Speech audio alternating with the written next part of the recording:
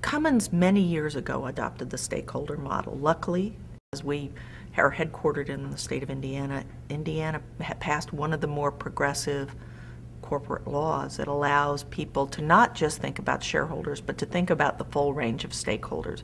When you only think about shareholders, and that's it, you tend to think very short term. But when you think about, I want to be here 90, 100 years from now, you have to think about who you're going to be recruiting, you have to think about who you're going to be selling to, you have to think about what communities you're going to be involved in, not just a year from now, but 20 years from now.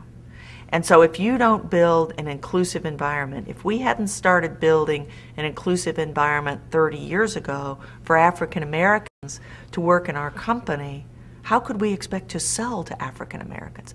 If we hadn't started building, our Chinese employees into our system and employing them in our plants and training them in leadership, how could we expect to be well over $1 billion company in China right now?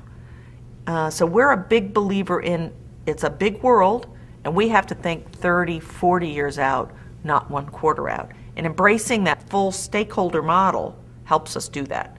You also listen better. When you're thinking about your impact on your customers, on your suppliers, on your community, on your employees, and trying to listen, you will hear things you need to hear.